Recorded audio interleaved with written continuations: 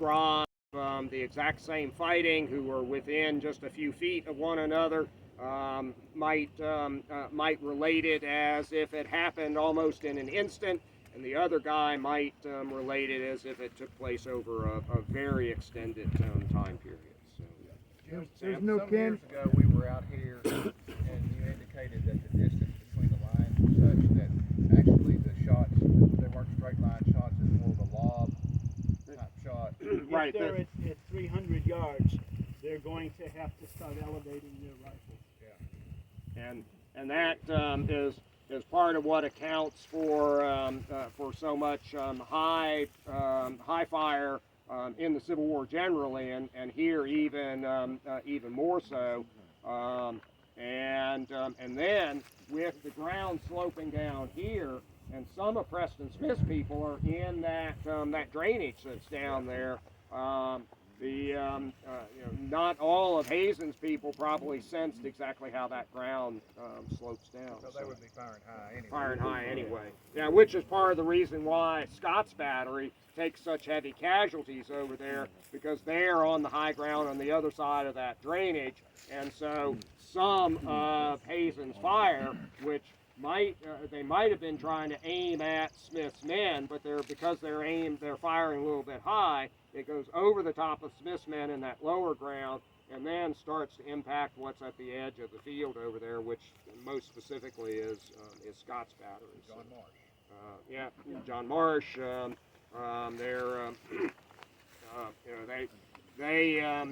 They suffer some of the heaviest Confederate artillery casualties in the battles. What did Hazen report? Hazen would have, after action report, what did he tell you as far as the time? I don't remember what he says right off. He puts the time at about an hour before he is replaced by elements of at least 2 regiments of John B. Turchin's brigade, which is still part of this firefight, but it's just extra individual regiment. Somebody over here had a question. Each regiment's experience might not be an hour and a half. The Hazen's 2 lead regiments might have 30 minutes, and then the support line might come up and replace them, does come up and replace them. They might experience 30 minutes. And by that time, 2 of Turchin regiments have been pulled onto the field as reinforcements, so their experience might be 30 minutes. That seems like a more reasonable time. There was very little cannon fire then. It was just all. Well, Battery F, 1st Ohio, is here trying to support Scott's battery, move to the edge of the field to try to support. All of them will fire, but the right here in Brock Field, the artillery does not really make much of a difference. Now, Cruft feels that his battery, Battery B, 1st Ohio Light Artillery, does indeed help him hold his line, but he's also much more static and fighting truly on the defensive, and so the Battery B actually has a greater chance of contributing to the fight. So. Clarification question.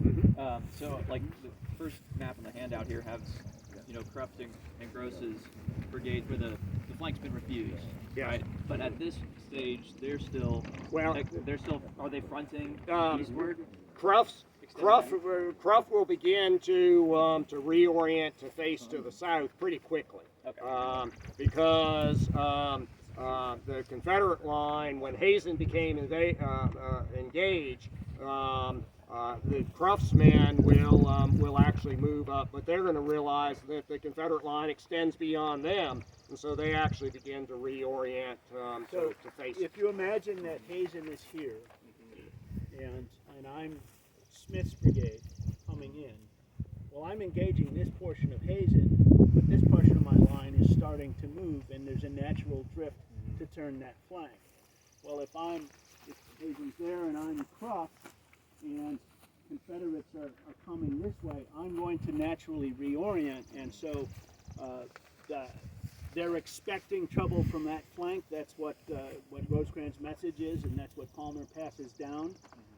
And then the next brigade echelon, which is Gross, is going to follow suit. Right.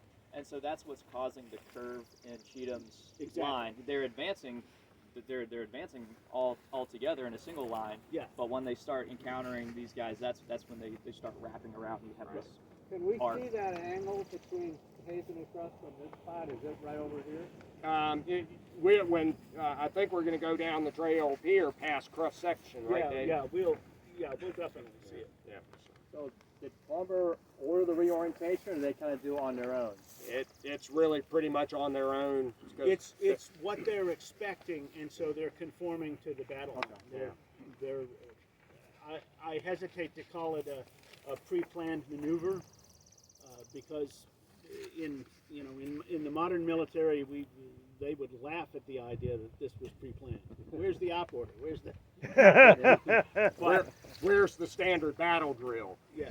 So, but it's the threat they're expecting, and they're naturally moving to meet it. and remember, they've already been reoriented from 2 brigades up to and 1 brigade back to brigades in echelon, so they already know that there's been threats to the right flank, and so now indeed a threat is manifesting on the right flank, so I have to respond to that. So, remember also the Cross brigades a little diminished in strength, at least perceptively or as perceived by Cruft and his brigade, because the 1st Kentucky had lost 50 or so men on September the 10th in the little action at Peavine Creek, and then half of the 1st Kentucky has been sent off to escort division and corps wagon trains to Stevenson and back, and so Cruft actually feels he only has 3 regiments to fight with, and the 1st Kentucky is told to be the support battery. The companies of the 1st Kentucky that are here are told to be the support of Battery B, 1st Ohio, and so Cruft basically has got all 3 of his regiments online from the beginning, because the 1st Kentucky is just a battalion at the time. So. How soon did Cruft arrive after Hazen was? Well, there's only about 100 pace interval between them, so Cruft's pretty quick, right? Cruft's engaged almost immediately after Hazen becomes engaged. Yeah, Palmer says it's almost simultaneous. Yeah. There's not a noticeable delay. Yes, sir. Which monument is that? That one is the 41st Ohio. Yeah, the 124th Ohio is right here. And then the 9th Indiana, that's their little intermediate position marker there. The other regiment in Hazen's brigade, the 6th Kentucky, the state of Kentucky didn't, because the state of Kentucky only provided 1 small marker for each one of their regiments. So the 6th Kentucky's marker or monument on the battlefield is up on Battle Line Road. So Hazen's 4th Regiment is not marked on this line. So. But its monument would be on line with the other 3. Yeah. And the fact that all 4 monuments are in a single line, or the 3 plus our notional 6th Kentucky, are on a single line, shouldn't lead you to believe that they formed a single line.